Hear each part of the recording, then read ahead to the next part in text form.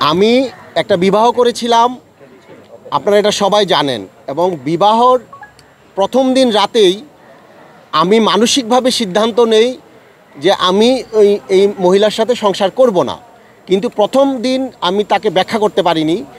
এই বিষয়টা হচ্ছে, ওনার একটা 1 বছরের শিশু আছে, আপনারা জানেন। ওই শিশুটা যখন আমার বিয়ের বাসরটা কিন্তু রত্না কবিরের বাসা হয়, আমাদের শ্রদ্ধেয় রত্না আপা। যখন এই বাচ্চাটা কাঁদতেছিল, মার বিয়ে হয়ে যাচ্ছে, বাচ্চাটা কিন্তু কাঁদতেছিল, সেদিন এই মহিলা বাচ্চাটাকে এমনভাবে শাউট করে একটা ধমক দিছে এবং তার হেল্পিং হ্যান্ডকে। সেদিনই আমার মনের মধ্যে একটা দাগ কাটছে যে এটা কেমন কথা, মা বাসর ঘরে ঢুকে কিন্তু সন্তানের সাথে এটা কি আচরণ করলো। ওই রাত এটা ভাবতে ভাবতে আমার কেটে যায়। এরপরে সেকেন্ড দিন আপনাদেরকে আমি সব বলেছি তার ব্যাপারে। আস্তে আস্তে আমার কাছে যখন আসে, বিয়ের 3য় দিন আমাদের ডিএ তায়েব ভাইয়ের মাধ্যমে আমি ওই ভদ্রমহিলাকে সাফ জানিয়ে দেই যে আপনার সাথে আমি সংসার করব না, আপনার সাথে আমার সংসার করা সম্ভব না। তারপরে তিনি বিভিন্নভাবে মিথ্যা বানোয়াট, আমি আগে বহুবার আপনাদেরকে বলেছি, আপনারা কেউ বিশ্বাস করেননি। কারণ দেখেন, উনি যেই প্র্যাকটিক্যাল অ্যাক্টিংগুলো করেছে, এগুলো একটা মানুষ বিশ্বাস করতে বাধ্য।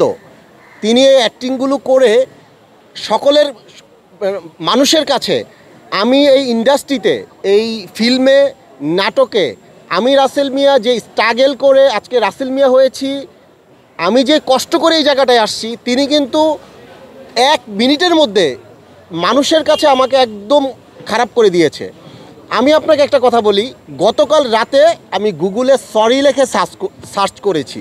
আমি গুগলে এমনি লিখছি যে সরি, তখন দেখছি যে আমি রাসেল মিয়ার ছবিটা ভেসে আসে। আমি কি ব্যাপার, এত পরিমাণের মায়েরা বোনেরা, আমি শ্রদ্ধা রেখে বলছি, আপনাদের পায়ে হাত রেখে বলছি, আমার এই দেশের মায়েরা বোনেরা এত পরিমাণে আমি রাসেল মিয়াকে সরি বলতেছে, আমিও ওনাদেরকে সরি বলতেছি। এই যে আমি ওনাদের ভুলটা ভাঙতে পারছে, এবং ওনারা যেই রাসেল মিয়া আমি তাদের কাছে ছিলাম, ওনাদের কাছে আমি আবার ফিরে যেতে পারছি, এটার জন্য আমি আল্লাহ রাব্বুল আলামিনের কাছে লাখো কোটি শুকরিয়া। এবং আপনাদেরকে আমি আরেকটা কথা বলি, আমি আপনাদের মাধ্যমে ভদ্রমহিলাকে বলি, ওনার যে হাজব্যান্ড এখন হয়েছে, উনি বিয়ে করেছেন আপনার 29 অক্টোবর। আমাকে ডিভোর্স করেছেন কিনা আমি আদৌ জানি না, আমি কোনো কাগজপত্র পাইনি। তবে এইটা আমি আইনের মাধ্যমে, আদালতের মাধ্যমে আমি জানবো। এই ভদ্রমহিলা বিয়ে করেছেন যেই সাংবাদিক মহোদয়কে, এই সাংবাদিককেও উনি কিন্তু অস্বীকার অলরেডি করছেন। আমি আপনাদের মাধ্যমে ওই ভদ্রমহিলারকে হাত জোর করে অনুরোধ করে বলবো, মানুষের জীবনকে নিয়ে আপনি খুব বেশি আশাআশি করে ফেলেছেন। এটা বাংলাদেশ। আপনি একবার হিজাব নিয়ে একটা কথা বলেছেন যে 5 কোটি টাকা দিলেও আপনি হিজাব খুলবেন না। তখন আপনি মানুষের সিম্পিতি নিয়ে আমি যেন জেলে আরও বেশি দিন থাকতে পারি, এই একটা ব্যবস্থা আপনি করেছিলেন। কিন্তু আল্লাহ সহায় থাকলে আর মানুষ যদি সত্য হয়, দেখেন আমি আপনাদেরকে একটা কথা বলি, আমাকে গতকালকে 84 জন সাংবাদিক আমাকে ফোন করেছে যে রাসেল ভাই আপনি একটা ইন্টারভিউ নিতে চাই। আমি বলছি ভদ্রমহিলার ব্যাপারে আল্লাহর রস্তে আমি কোনো কথা বলবো না। আমি এখন পর্যন্ত আপনারা আমার মুখ থেকে কোনো কথা বের করতে পারেননি।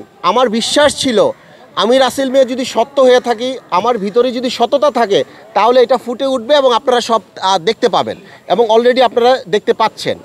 আমার কথা হচ্ছে যে উনি যেহেতু বিবাহ করেছে,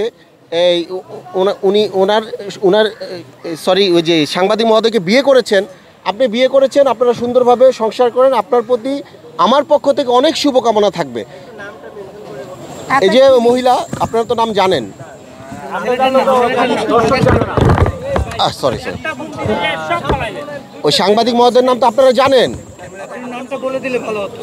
আমি তো ফেসবুকের কল্যাণে দেখেছি যে আকাশ নিবিড় ওনার নাম, সাংবাদিক। তো এখন বিষয়টা হচ্ছে, এই বিষয়টা নিয়ে আমি আপনাদের কাছে একটি কথা বলবো, আপনারা আমাকে আবার সেই রাসেল মিয়া করে দিয়েছেন।